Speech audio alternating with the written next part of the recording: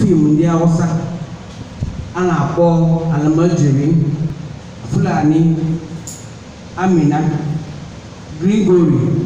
Ma iji ụmụazụ ndị amụrụ n'ala Igbo ihe a na-enene kịta onye ọbụla ha wee na-enene maka ọ bụrụ nne na nna ọbụla wee ego eji afụ ụgwọ DSTV ma ọ bụ OTV. Mụ na nwanne m nwaanyị bụ Uju Odoche wee were ego anyị wee jee shuto ihe onyonyo a. Anyị lụrụ ọrụ afọ 3 months wee mechasị ya ọ dịgo ready. Anyị mekwa premier na Ọka, gọvanọ afụgokwu ya. MDAPS nọ n'ụzọ ọ na-abịakwa ebe a too. O wee kwukwa maka this project. I pray he meets us.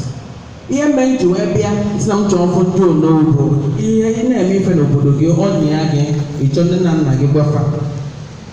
Onye wee mmadụ ka onye wee ego wee sị mba na mma bịa fụ ndị onobo ka m gwakwa na ekwe ihe ada ha nwaanyị mee. Emebekwa m ihe onyonyo a eji na-egosi na ABF kwa ụbọchị. Onye gacha apịa bata ọ na-ekili ya, onye gacha ọlụ ụbata ọ na-ekili ya. M wee sị ka ihe ebumnobi anyị ji wee mee ihe onyonyo a bụ ka ụwa niile bụ na-ekiri ya fụ na ndị Igbo wee omenala ihe eji mara fa.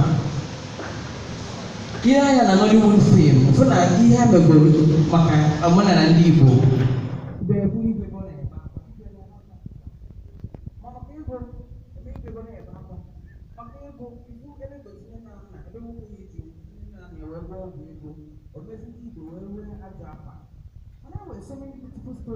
anyị dị nkọlụ ndị ụwa wee mara na ndị Igbo wee omenala wee ihe ya amụta.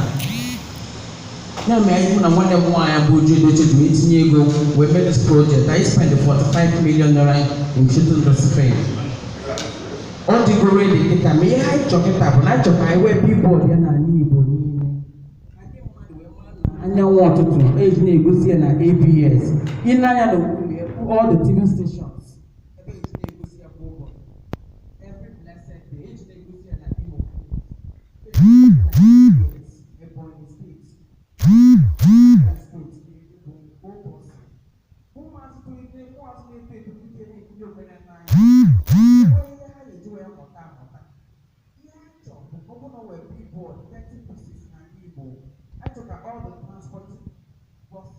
Shuttles, like they were poster in my area. Now, I do a big job. I don't know what every guy was. You go, I go never back. I started to go to where we have I know what. I know one of my food. What do you look for? Go to I don't know.